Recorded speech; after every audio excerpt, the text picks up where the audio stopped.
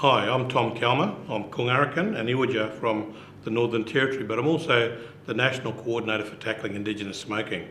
So this series of videos has got a little bit for everybody, be you a smoker or a non-smoker, in a way to live a long and healthy life. It's a very important resource because what we're trying to do is to be able to provide information that helps any person understand the benefits of not smoking and to recognise that we're not alone, that there is some support out there. And so we've got a lot of people who are either non-smokers or have given up smoking who really put themselves out to be champions, to be role models, to be able to encourage others to think about their life journey without cigarettes. So come on, join us to make Australia, to make Aboriginal and Torres Strait Islander world a smoke-free world.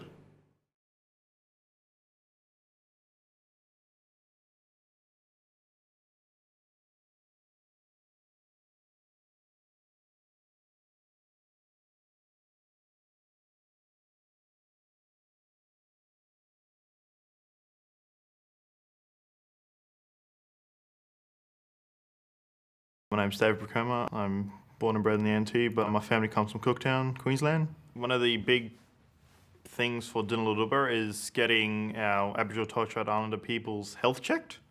So within the health check, there is the phagostrom, which is the two-question questionnaire that the doctor or clinician will ask the client. When do you have your first cigarette, and how many do you smoke a day? That determines their dependency level. And therefore, then the doctor will proceed and ask the client, have you thought about your smoking? Is smoking an issue? My name is Jenon Batty. My family is Wuthathi from up in far north Queensland, and I've got ties to Darwin as well. So our TIS team at Dinaludubba, we have clinic space that we get to access, and we can get direct referrals from doctors and the nurses as well, and the AHPs. And we would often offer education sessions in a group setting as well. My name's Tricia Pearce. I'm a Arunta Yada woman from the Central Desert region, but been living on Noongar Whadjuk country for the past 6 years. All we can do is provide the information, give them access, and refer them either to the Quitline services, the local Aboriginal Medical Service, or send them off to their GP. My name's Trevor Wingard, and I am a Bowendig through my Pinky clan and also Ghana clan through the Owens. We would fly, drive, commute wherever we have to. What are some of the norms that are expected in that community? Whether males can only talk to males, female to female. So there's a lot of laws that we need to know what's going on in those specific communities because it's quite diverse. So we try and take the Smokalizer everywhere we go. We find that having an activity to do with information provided as well helps to, reiterate that information and people walk away with something. We let them know that it's all individual. Not everyone is going to be able to successfully quit using the same strategies. We will ask questions around where they're smoking now, what they find they're doing when they are smoking, and it helps for them to see what their habits are and then be able to work out if they need to break certain habits. So we find that getting the conversation around their actual habits of smoking helps them to figure out their own strategy. Conversation starts with their journey, and that will have a look at the nicotine addictions. It'll have a look at their the ways that what they've done in the past, how many times they've quit or tried to cut back, what's been the barriers to quitting in the past, and working forward on how we can support them in the future. So we try and work out what kind of addiction people have. Once we work that out, I think it's easier then to set up strategies, to work out those strategies which will help to break the addiction. And so then we can work out what strategy would be best for that person who needs that physical, replacement. So that's about doing something with your hands But whereas the behavioural one might be about cutting that association with that drink and that cigarette. Then when we get into the chemical addiction, that's about the nicotine, and that's when we need to start talking about nicotine replacement therapy for that individual.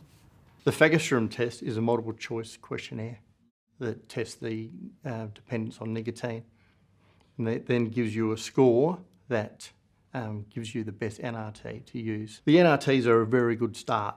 It's important that we give them the options, whether that be chewing gums, lozenges, sprays, patches, and the Fagerstrom test will actually dictate what is the best method. If people are thinking about taking further assistance, NRT assistance, we always get them to go back and have the conversation with the doctor. It comes down to always, if they're on other medications, if they go on any form of NRT, it might affect their current medication that they're on. So at all of the sessions, we will take in our visual resources and we'll also take in samples of our NRTs. And what I generally do is place them around all the tables in front of where people are sitting. But it's perfect for us because we get to tell people these are the patches that you can get. Oh, how do I get the patches? Well, you come into the clinics and, we have to refer you to the doctors.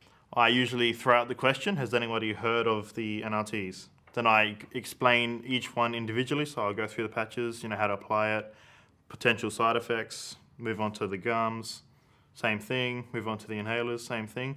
It's giving them the education. Many clients may have tried some form of NRT in the past. They didn't get any satisfaction, it didn't do anything for them, so that's when they need to have a chat with the doctor in terms of they need that stronger approach, whether it be Champax, side bands available as well. So we like to refer our clients back into the clinics to the doctors so that they can get their NRT scripts because it's important that we understand what underlying health issues you have. Combination therapy is usually a combination of the patch with an oral form of nicotine replacement therapy. So that's the chewing gum, the spray, the lozenges. They're the oral form, so they get absorbed through the mouth. So, because the patch will take a while to activate, so I use the oral form of NRT just to quell that craving. It's important we have given a wide range of resources that so hopefully one of those resource or tool kits, it will benefit them. If they've said that they've tried quitting before but had issues, sort of list down, okay, we'll have a look at the time when they were quitting, what obstacles they might have come across. It's okay to relapse. It could, some people do it one off, but it can take up to 11 attempts to try and quit smoking. I'll ask them, okay, what worked and what didn't, or how did you go about quitting? And I also reaffirm with them, quitting smoking is probably one of the hardest things you'll ever do. You got to break the addiction. For those new TIS workers that are coming on board, it is being mindful that not to be judgmental on the individual, give them the advice, give them the information and refer them on to qualified people. Trust your training. That's a major thing, and be confident with what you know, and be confident to share that knowledge. Get to know your clients, build that rapport. That is the most important thing for a TIS worker. Try and be as open as you can be. Respect that this is a sensitive topic for some people, and be aware that sometimes it's not just the smoking that they're dealing with, and I guess being approachable and making sure that the information that you're providing as well is current and appropriate for the person that you're speaking to. We need as many workers out there getting the message out to hopefully one day the statistics will certainly drop a lot more than what it is at the moment, but we're obviously doing something good in the community with smoking rates down on Aboriginal smoking. We certainly want to see our mob live longer and see, benefits of sharing stories and actually seeing their grandkids grow up and achieve things in life as well.